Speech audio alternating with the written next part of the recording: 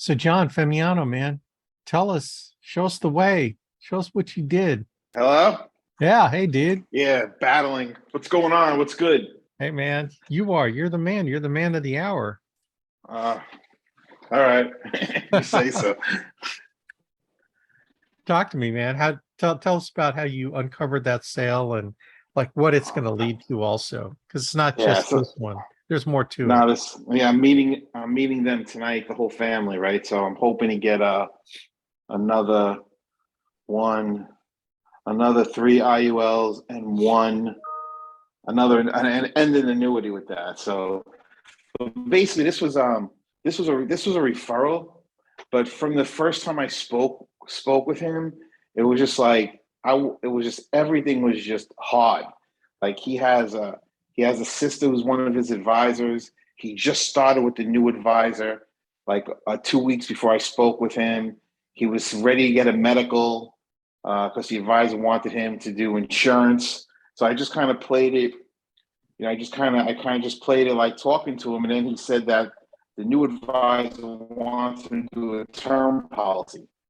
So once I started doing some fact finding, he has no debt. He's 60 years old, and he doesn't. He's going to fall even if they bring in his net worth around like 5 million. So even if they bring the net worth, even if they bring it down, there's really no reason for a term policy. And that was Yeah. just that that's what led me to, that was a red flag. So I just pursued it. And he, first meeting, he forgot about. Second meeting, he called me up like 15 minutes before the meeting. He couldn't make it.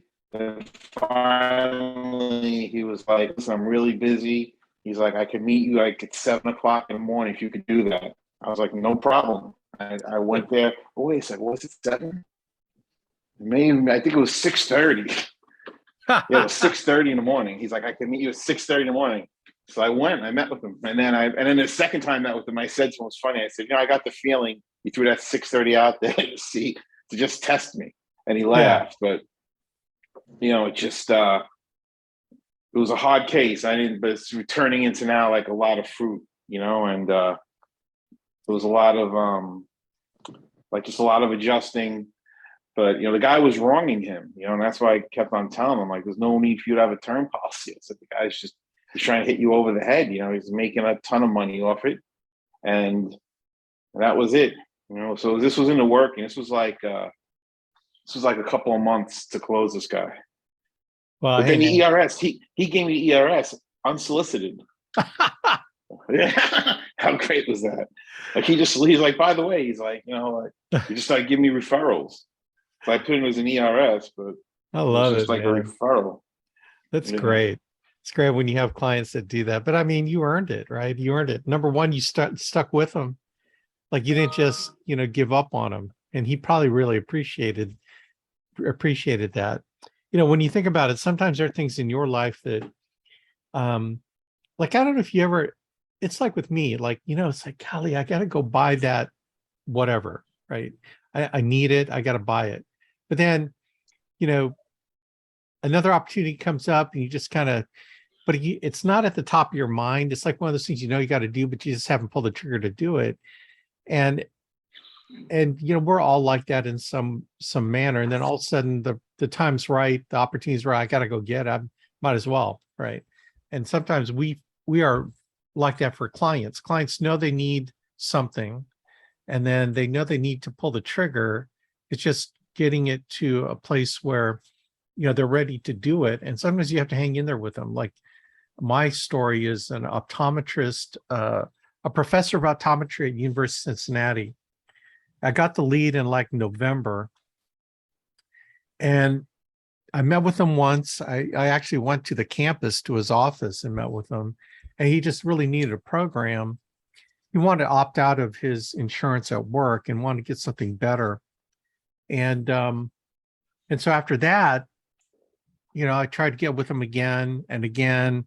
And I kept saying, hey, doctor, you really need this? I mean, I don't want to keep calling you if you're just trying to, put me off because you don't want to tell me, no, you don't want to do this.